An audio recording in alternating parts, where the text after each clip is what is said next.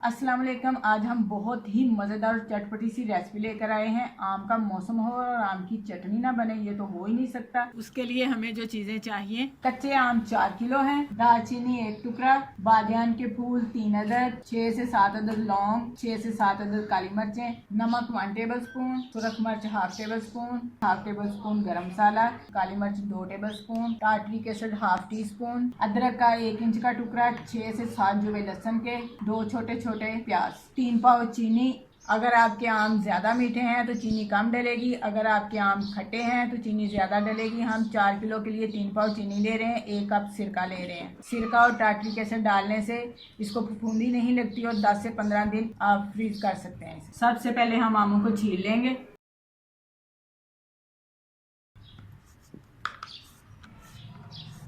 आमों को हमने छील लिया है, अब हम गुठली से गूदा अलग कर लेंगे।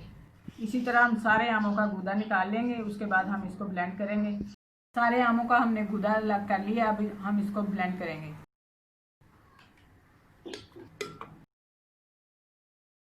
अब इसमें डालेंगे थोड़ा सा पानी, अदरक लहसुन और प्याज भी साथ ही डाल देंगे।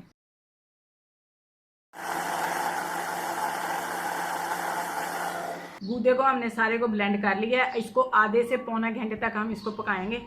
इसको पकते हुए 5 मिनट हो चुके हैं। अब हम इसमें मसाले डाल देंगे। साबुत गरम मसाला हम एक कपड़े में बांध लेंगे और उसको बीच में रख देंगे।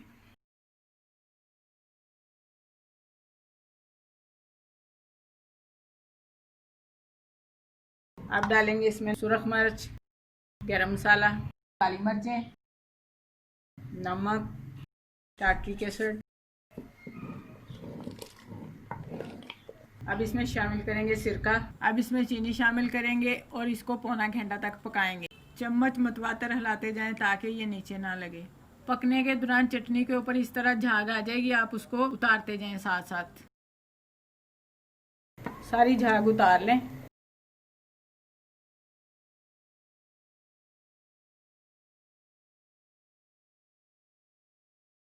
चटनी को पकते हुए पौना घंटा हो चुका है। चटनी हमारी तैयार है। इसमें जो हमने पोटली रखी थी साबुत मसालों की, उसको हम बाहर निकाल देंगे। चटनी को रूम टेम्परेचर पर ठंडा होने देंगे, उसके बाद इसको बोतल में बंद करके फ्रीज कर लेंगे। जिस बर्तन में भी आप चटनी डालें, इत्मीनान कर लें कि बर्तन खुश्क हो, पानी वाला ना हो, वरना चटनी खराब हो जाएगी। लीजिए, बहुत ही मज़ेदार सी खट्टी मीठी चटनी तैयार हो चुकी है। आप इसे ज़रूर ट्राई करें और हमें कमेंट्स करें। जो हमारे चैनल पर नए हैं वो हमें सब्सक्राइब ज़रूर करें। अपना बहुत सा ख्याल रखें, हमें दुआओं में याद रखें। अल्लाह हाफिज़।